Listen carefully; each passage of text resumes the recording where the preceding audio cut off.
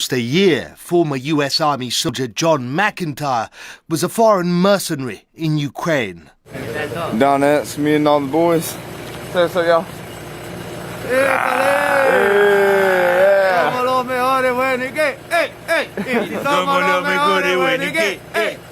Earlier this month, he defected to Russia.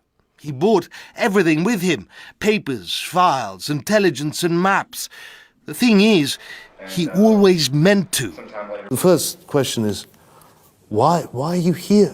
I mean... Well, it's the reason I came to Ukraine in the first place. You know, I'm a communist, I'm an anti-fascist, and we have to fight fascism everywhere, you know. So when I came to Ukraine, I knew that I would try to get as much information as I could about, you know, anything that would be helpful, and defect across lines. The problem is when I was in Kharkov, I was going to swim across, and I found out they had snipers in position. So if anybody, and actually found out that the snipers were for defectors, not for actually protection. They were actually, anybody that tried to defect, they would shoot them, you know.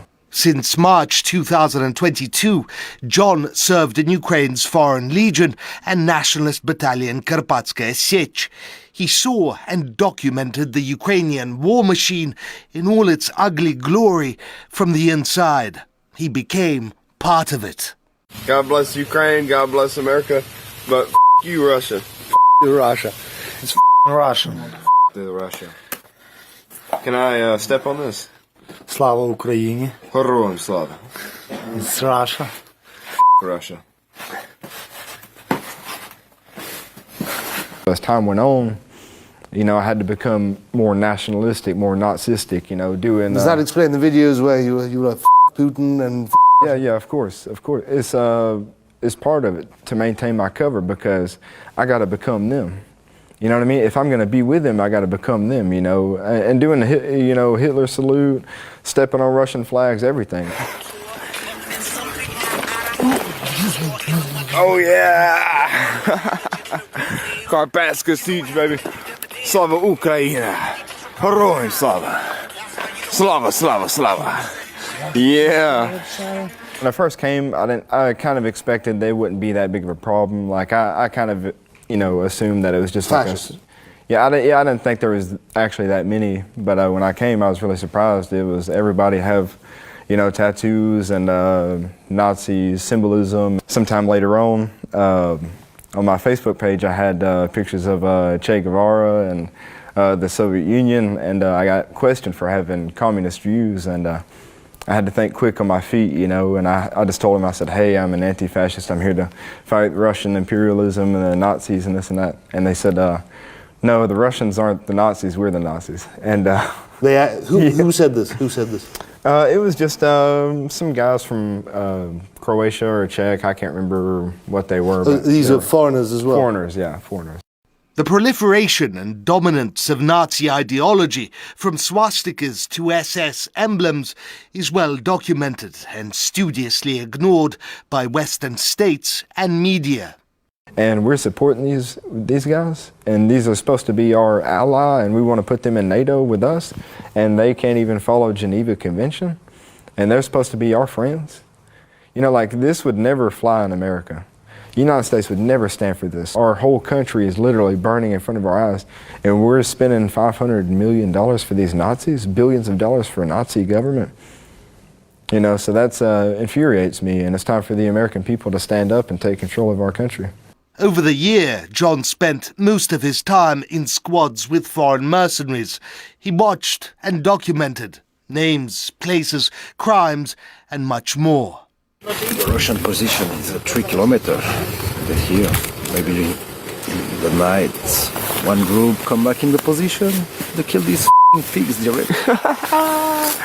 Tell me this, what about war crimes? Where to start, you know. My second day in Ukraine, we were in Lvov, and we were in like a school, but we were in like the basement, and what they did is they have a group of people, Roma, but they call them gypsy, you know.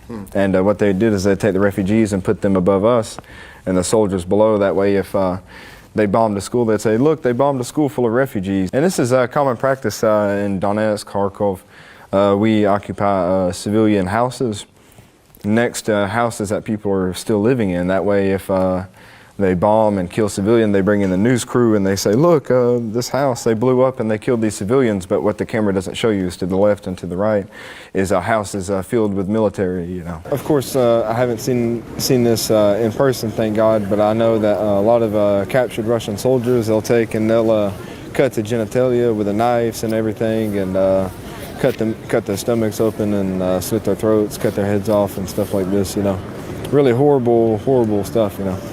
Was this the work of nationalist extremists or just... Yeah, just extremists and different organizations, Azov, you know, Carpatska Siege. People you knew? Yeah. Did any of them... yeah, they were foreigners, yeah. But did any of them take part in, you know, commit any of these crimes? Yeah, they, I told you earlier, they had shot 3 people in the back of the head. They were foreigners. One was from Portugal, one was from France, and one was from Argentina. They proud? Yeah, they were proud, yeah, of course. John put up every appearance of a good mercenary. Oh yeah! Yeah!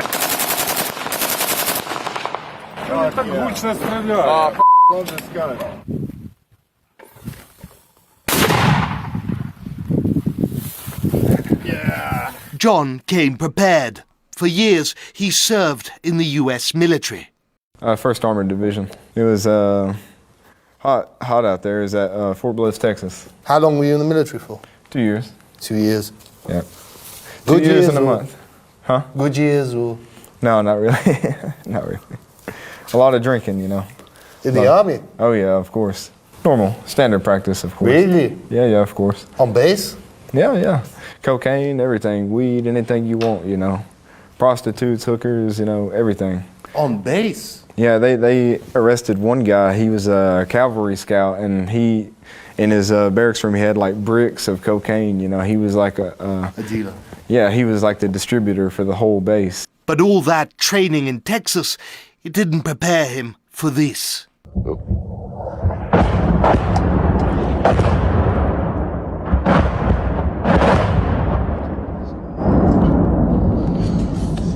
God, that was close. We're northwest of Severodonetsk. We are getting nailed, dude. We are getting nailed bad. We just had a massive casualty event. Just in the last 30 minutes, I've had like 10 close calls today. Today, dude, like we are getting nailed. It's too much for me, dude. This Donbass, dude. This war, man, in general, ain't no joke, dude. People are getting ate the up left and right, but I should have went to college.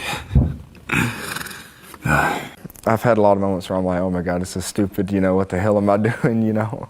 But it had to be done because, you know, the Ukrainian government and Nazis that control the government and control the population, you know, the things they're doing in Ukraine to the Russian people, they need to be talked about, you know, they need to be stopped, and we've got to fight Nazism everywhere we go, even in America. John documented everything.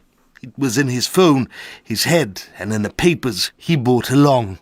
When you came over, you said you were a spy. Did you hand over, for example, like bases and stuff, at least? Yeah, to of relevant course. Intelligence agencies. Of course, everything from the command structure to names, you know, weaponry, everything. And I was successful in that, you know. More than successful. John also testified about how deep US involvement in this conflict is. There has been a U.S. participation in the war. When I was in the International Legion, there was he was like a military intelligence officer from the Navy. And the U.S. Navy. Yeah, and he had, he was in the Foreign Legion. And he had a satellite phone and a computer provided by the CIA. And every day he would call his contacts and he would get information about the positions, troop movements, and so on and so forth. And Do you remember his name? yeah. What was it? Wait, no, what was his name? Hang on, so sorry, I can't remember. First name at least? I think it was like Marcus or something like that. Like, for example, they would provide like grid coordinates. According to him, the United States feeds Ukraine the weapons and data to wage war. All that is left for Ukrainians and their foreign mercenaries to do is to point their weapons and shoot where America tells them. Down here in the Donbass, it's been cold, wet. It's been hell, bombs, but we're finally in the truck. Say what's up, boys! Yeah! Hey! Hey! Would you say that most of the foreigners that you came in with have left? Yeah, most of them. Some because of they realized the reality of this war, and then some were injured, and then some were killed, you know. And it's really sad about the ones that are killed, because when they get killed, if they don't get sent home, they get cremated, then they get sent home, you know. But this is what they chose, isn't it? Well, they chose it. I mean, they chose to come and fight for fascists. You know, they chose to come and fight for Nazis. You know what I mean? So. And then there's the corruption. Always the corruption in Ukraine. Western taxpayers, says John, are being robbed left and right. And then they take the insurance money, and then they put the insurance money in their pockets. Yeah. Oh, is this what they do? Yeah, they take in the insurance money too. For foreign fighters? Yeah. Yeah. And was this a common practice? Yeah, of course. I mean, I'd say 90% of the families, they don't get their insurance money from, and they take in salaries too. You know, like if a soldier terminates contract, like I did with the Karpatska Sich, I terminated a contract. Yeah. Right. They take in the last paycheck. They take in this money for themselves.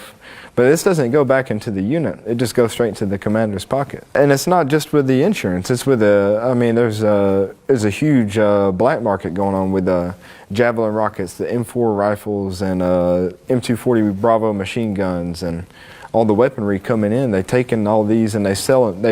Have you seen this? Yeah.